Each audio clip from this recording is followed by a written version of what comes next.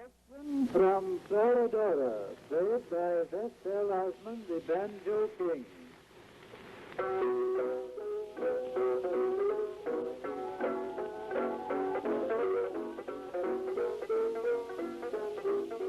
With this selection, recorded in 1901 from the Broadway hit musical of 1900, Floridora, the 20th century begins.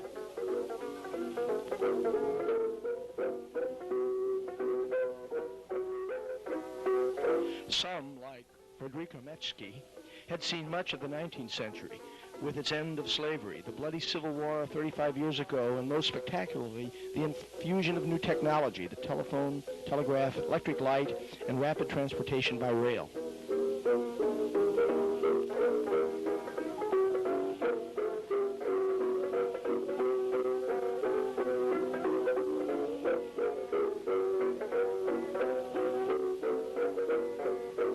Four-year-old Irene Schlueter, next to her, would see even more change, as she would see almost all of the 20th century, which is here, like Irene, just in its infancy.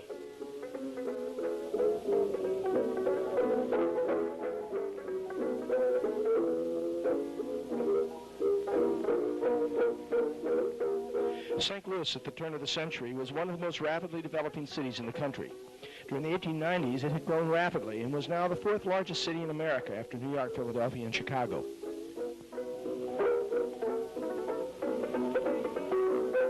A World's Fair is planned, but 1903 comes too soon for such a massive event.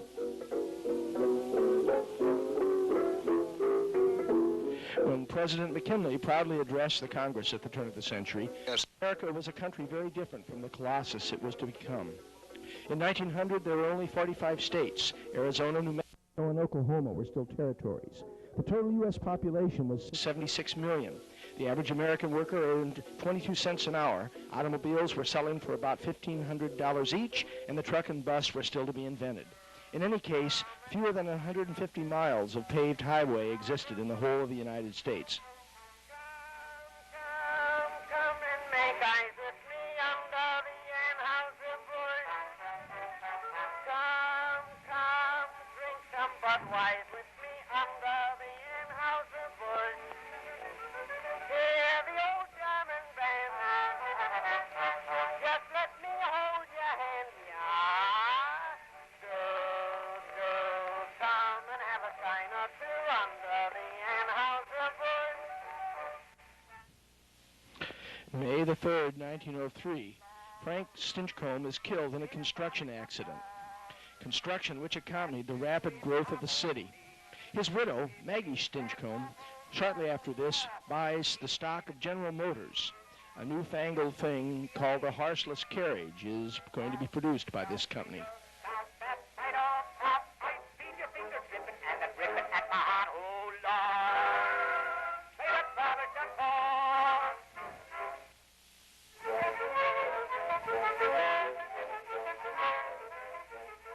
And here's the fair itself, probably the biggest event that ever hit St. Louis in the 20th century. The world displayed its technological wonders here, a hint of what was to come ahead in the new century. The buildings were temporary, and they were elaborate buildings, quite large, composed of plaster.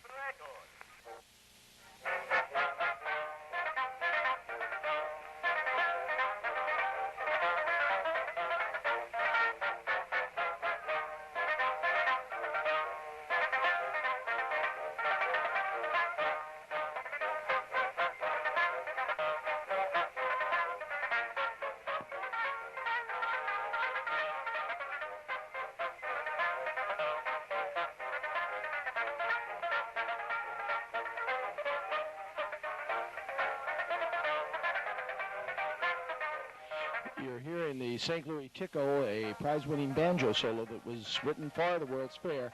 Unfortunately, to meet me in St. Louis, I wasn't able to get. Hopefully you get it sometime.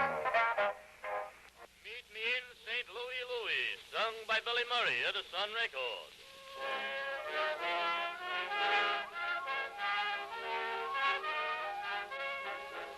When Louie came home to the flat, he hung up his coat and his hat. He gazed all around, but no wifey he found, so he said, where can Flossie be at? a note on the table he spied. He read it just once and he cried. It ran, Louie dear, it's too slow for me here, so I think I will go for a ride. Meet me in St. Louis, Louis, meet me at the fair. Don't tell me the lights are shining, any place but there. We will dance the hoochie-coochie, I will be your tootsie-woochie, if you will meet me in St. Louis, Louis, meet me at the fair. The dresses that hung in the hall were gone, she had taken them all.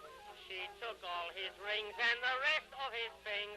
The picture he missed from the wall was moving, the janitor said. Your rent is paid 3 months ahead. What good is the flat, said poor Louie, read that, and the janitor smiled as he read. Meet me in St. Louis, Louis, meet me at the fair. Don't tell me the lights are shining, any place but there. We will dance the hoochie-coochie, I will be your tootsie-woochie, if you will meet me in St. Louis, Louis, meet me at the fair. Here in the Hall of Manufactories and Liberal Arts Building, you could see the displays of the Columbia Graphophone Company, and you could see displays of the Edison Phonograph Company, which had a variety of wonders to see. Here it is, the picture on the left of Edison, and below that an Edison kinetograph, and a display of a variety of the Edison phonographs that were on display at the World's Fair. There's a picture of Edison, there's the Edison kinetograph, and there's a collection of Edison phonographs and record cabinets. Quite a delight, quite a variety of goodies that were offered at the Edison phonograph display. Silvery moon by the light of the silvery moon, I want to spoon. The Columbia Phonograph Company had its exhibit, and on its records in the early part of the century, they proudly displayed the fact that they won the grand prize at the World's Fair in 1904.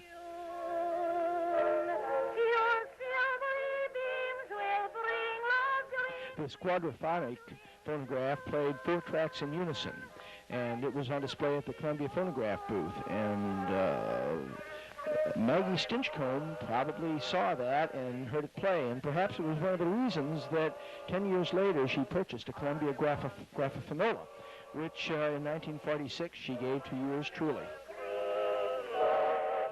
It's been said that one of the fascinating things about the fair was the fact that it was lit up with the now improved Edison electric lamps. They say you could see the light from the fair throughout any place in the city of St. Louis. You could stand on the Grand Avenue and look to the west and see the glow from the fair.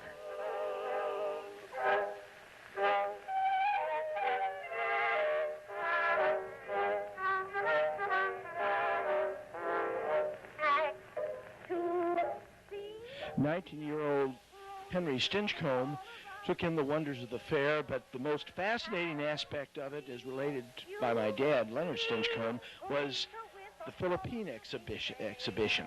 The Philippine exhibition was one of the highlights of the fair that caused a lot of the people to gawk. Large numbers of people would come to see the exhibit, and the thing that fascinated everybody was the culinary delights of the Filipinos. Not as here, they were eating culinary delights of ice cream cones. The Filipinos' culinary delights were dogs. A group of dogs were kept southwest of the Philippine exhibit in an area which previously was known as the Cheltenham area, clay mining area, and afterwards was forever to be known as Dogtown. We'll be cuddling by the silvery moon. By the long island of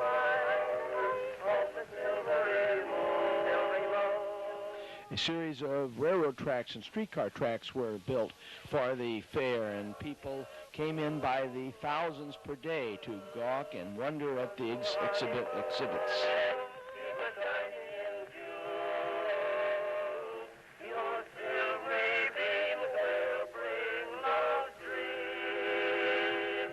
Giant Ferris wheel. Each compartment held 20 people, and it was said you could see the entire city from the top of the wheel as it rotated slowly.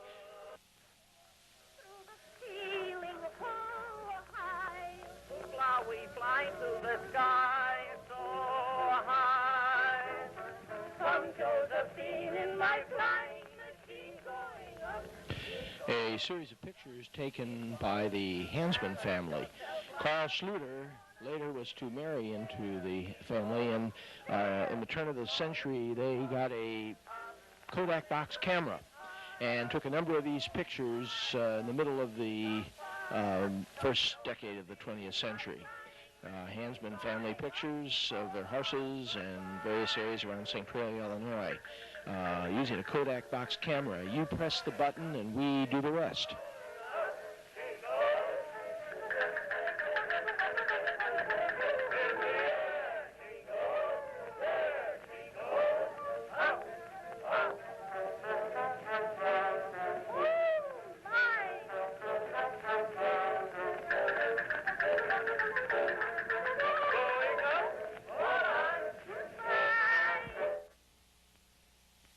Fortuitously, movie cameras were available to take these rather spectacular pictures right during the height of the earthquake.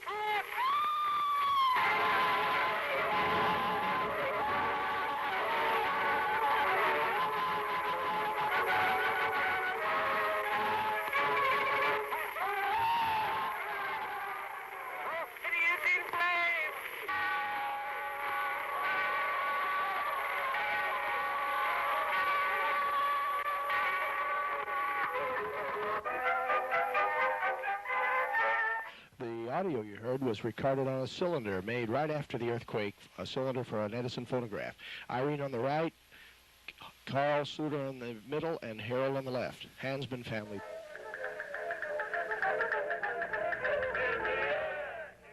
The Hansman Farm, taken around 1907 with a Kodak box camera.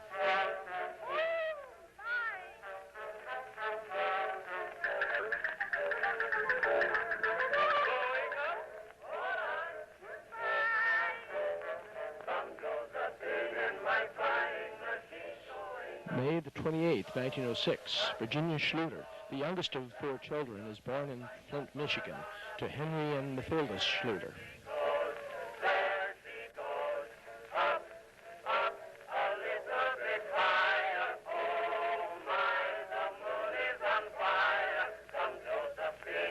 March 1908, Leonard Henry Stinchcomb is born to Henry and Christina Stinchcomb in St. Louis, Missouri, on Kossuth Avenue. 1, 2, now we're all here. Oh, you, pretty soft. Leonard Stinchcomb in 1909 with his cousin Marcel.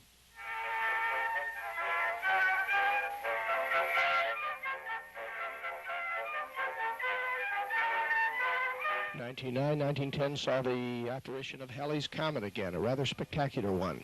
The French astronomer Flammarion suggested that the Earth, in going through the comet's tail, would encounter cyanogen gas and all life would be snuffed out. Many people were terrified. Some committed suicide, and advertising got a big binge on it, as well as did the music industry.